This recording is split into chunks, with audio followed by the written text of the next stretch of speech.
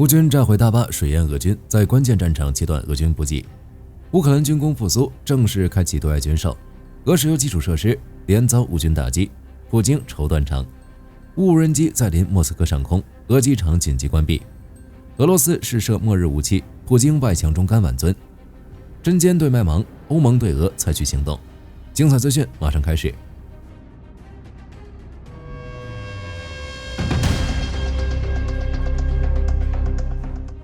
别尔哥罗德大坝被炸，又有了新消息，俄罗斯已经顶不住了。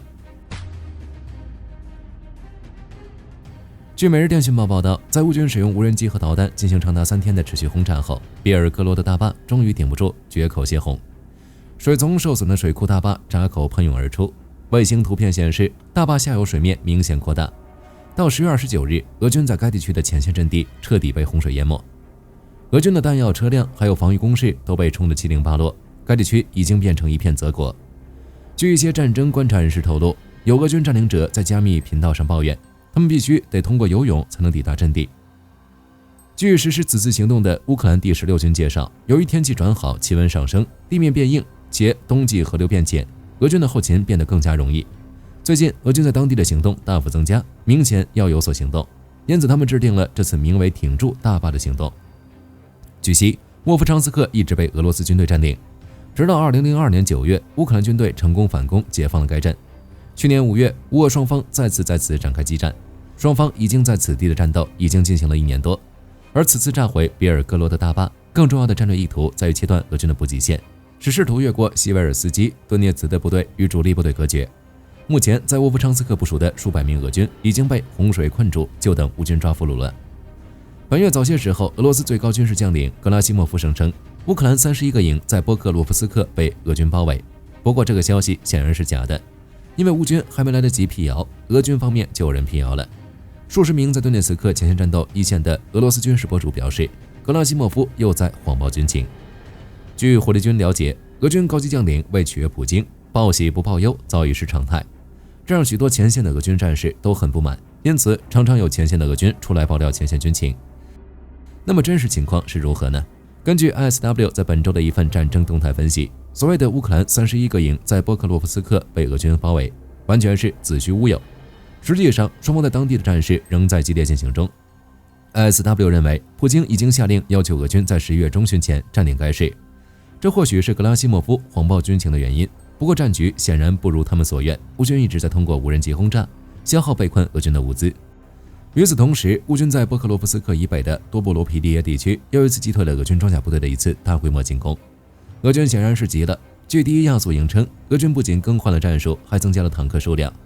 乌军方面则依靠防御工事、有效布雷以及炮兵和无人机配合，在经过6小时的激战后，挫败了俄军攻势。乌俄高层均高度重视在波克罗夫斯克的战役，此地目前是俄军的主要攻击目标，且集结了最多的俄军攻击部队。乌克兰总统泽连斯基在讲话中表示，乌军在该方向取得的任何结果，都关乎整个乌克兰和整个乌军防御体系的安危。火力军会持续关注双方在此地的进展。前线激战的同时，乌克兰正在使用更多手段提升自身的生存能力，以打赢这场反侵略战争。据乌克兰媒体报道，泽连斯基在近日的政府会议上宣布，乌克兰将于11月正式开启对外军售。如果付诸行动，这将是2022年乌克兰卫国战争开始以来首次恢复武器出口。自2022年以来，乌克兰采取措施，全面禁止所有军事相关物资出口，以优先供给本国武装部队。这次放开军售意味着乌克兰的国防工业在部分武器装备上，除了保证乌军正常作战需求外，已经有余地进行对外军售。在俄军持续的轰炸下，乌克兰的国防工业不仅没有瘫痪，而是艰难地站起来了，这很了不起。乌克兰国防工业的恢复早有迹象。今年早些时候，已经有媒体透露，基辅正在准备解除长期的武器禁令，准备以军售反哺国内战争，强化其长期应对侵略战争的能力。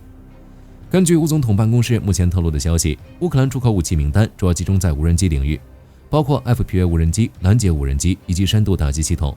泽连斯基已经向国防部下达命令，确保在本年底完成几类关键无人机的生产和交付目标。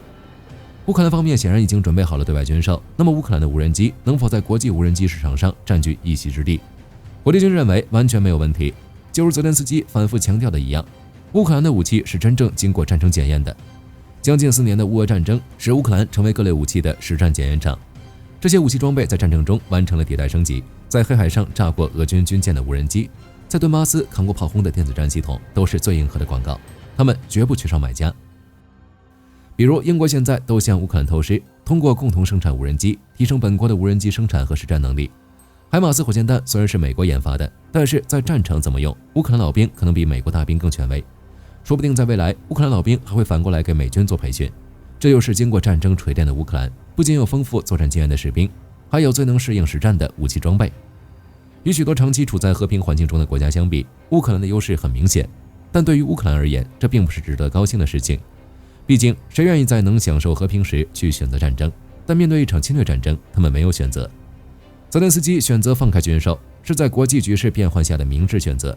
特朗普上台以后，在对俄问题上态度暧昧不明，在对乌援助上不是很积极，要求乌俄双方冻结战线停火。欧洲方面，由于有欧尔班在，欧盟在对乌军援上也屡屡受挫。在外部援助不确定的情况下，开启对外军售是乌克兰尝试走出一条自力更生之路的第一步。除此之外，泽连斯基显然也希望通过对外军售向外界证明，乌克兰不仅仅是只会伸手向美欧盟友要支援的弱者，而是能打、能扛、能顶住俄罗斯侵略，还能自己完成造血，在战争中崛起的强者。在冬季来临之前，乌军又向世界展示了优秀的战绩，通过远程打击打掉了俄罗斯20%以上的石油产能。10月下旬，乌克兰方面动用海陆空三军，采用无人机和远程导弹等几乎所有攻击手段，针对俄罗斯后方基础设施采取一系列行动，成果显著。乌总统泽连斯基于近日公布了战果。乌克兰方面估计，经过乌军这波极限打击，俄罗斯电油能力下降了22%到27%，石油短缺一度导致俄罗斯的一些加油站派起长队。在俄罗斯这样的石油大国加油还要排长队，可见乌克兰打击的效果有多么显著。泽连斯基明确表示，乌克兰将持续打击俄罗斯的能源基础设施，通过打击俄罗斯的经济命脉，削弱其持续战争能力。这招可让普京愁断了肠。虽然绍伊古等普京亲信还在疯狂为普京挽尊，声称无人机袭击对俄罗斯基础设施造成的损害均得到迅速消除，并未对国内稳定局势构成影响。据火力军了解，在乌军打击下，俄罗斯已被迫改变了石油供应线路，不久前还首次将部分原油运到格鲁吉亚进行精炼。要知道，格鲁吉亚和克里姆林宫的关系一向不算融洽，普京这次可以说是病急乱投医了。俄罗斯经济严重依赖能源出口，根据国际能源署的数据，2024年油气收入对俄罗斯财政收入的贡献高达10万亿卢布，约占其财政收入的50%。一手 AK-47，一手输油管道，是克里姆林宫精英们一直做的暴力统治梦。即使是在乌俄战争初期，普京还坚信欧洲为了石油不会和他撕破脸，但正义的国家还是居多。战争开始后，能源收入依旧是俄罗斯维持战争最重要的资金来源。在俄军前线战线被遏制的情况下，泽连斯基这次可以说是大蛇打七寸。后方能源设施的瘫痪，不仅会进一步削弱俄罗斯的战争能力，还会对前线士兵造成不小的心理压力。不过需要注意的是，一次性的打击并不能完全摧毁俄罗斯庞大的石油产业，且克里姆林宫在慌忙修复设施的同时，也在敦促俄军方采取行动保护其能源基础设施。其措施包括完善工程防护措施、部署机动火力小组等。然而，面对乌克兰蜂群般的无人机袭击，这些措施能起到多少作用就不好说了。反正泽连斯基这边已经公开表示，必须坚持不懈地在经济上削弱俄罗斯人，而且在后勤上做出部署，要求乌克兰军火制造商保证远程武器的长期供应。这显然是做好了长期打算，要对俄境内目标实施打击。泽连斯基话音刚落，乌军新轮无人机袭击又来了，莫斯科紧急拉响防空警报。10月29日，乌军再次对俄境内目标发起袭击。乌军无人机在莫斯科上空盘旋，俄罗斯方面确认了该消息。莫斯科和其他几个遇袭城市的机场均被迫关闭。莫斯科市长声称，他们击落了至少7架无人机。至于是否对莫斯科造成的破坏，俄方并没有透露进一步的消息。不过，在火力军看来，此次袭击规模绝对不小，不然也不至于多个机场都被迫关闭，且限制游客离境。根据俄罗斯各地传出来的消息，多个地区的炼油厂以及与石油产业相关的化工厂都遭遇了袭击。由于袭击发生在凌晨，爆炸产生的火光尤其明显，许多俄罗斯人都拍到了爆炸场面。社交媒体上到处都是遇袭的消息。面对乌克兰对俄境内目标的袭击，俄罗斯方面绝不是像绍伊古所说的那样应对有序。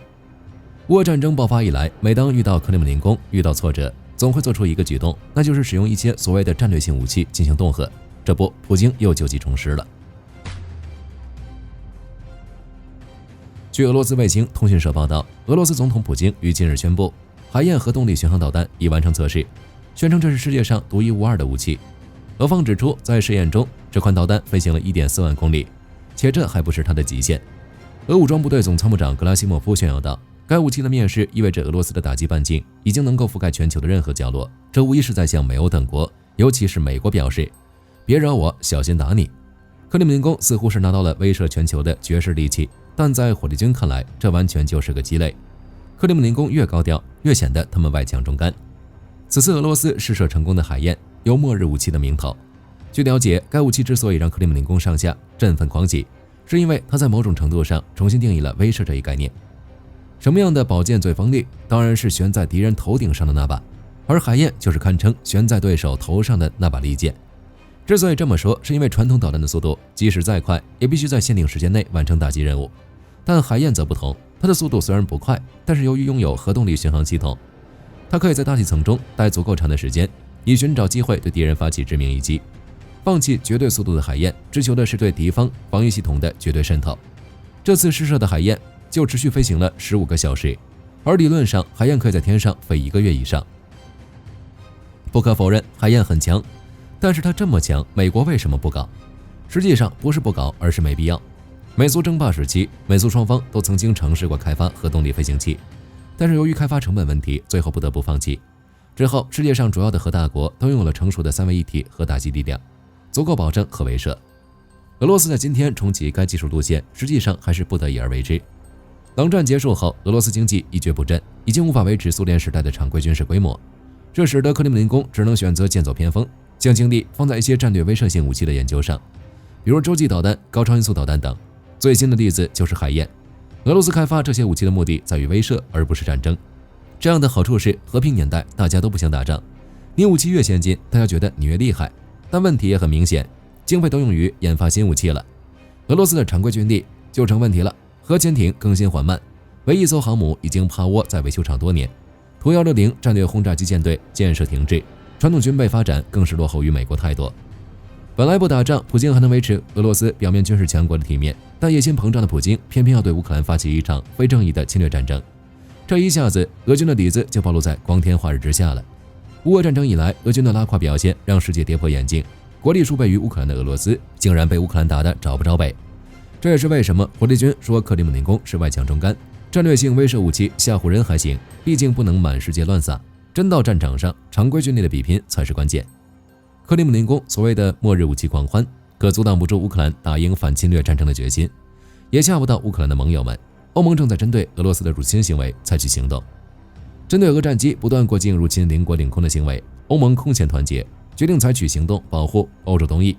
据防务新闻报道，欧盟正在采取一项名为无人机枪的研发工作，以保护一系列关键设施。好了，这期视频到这儿就结束了。各位觉得莫斯科上空什么时候停战？可以在视频下方留言，大家一起讨论。喜欢的话不要忘记点点关注。我是火力军，下期见。好的，各位观众朋友们，我们频道一直在聊真实的军事资讯和武器装备，后台也经常有朋友问，有没有值得推荐的入门级模型？今天就和大家分享一款近期接触到的产品。首先，它的外形还原度做得相当不错，比例准确，武器上的一些关键细节和标识也都有体现，材质也说得过去，拿在手上有不错的分量感。其次，它具备一定的可动性，对于理解基础操作原理有一定帮助，让它不仅是个静态摆件。综合它的做工和可玩性来看，价格确实比较亲民。对于想入门模型收藏，或者单纯想在桌上贴一个摆件的朋友来说，是一个性价比很高的选择。商品链接已经给你们上了，感兴趣的朋友可以自行了解。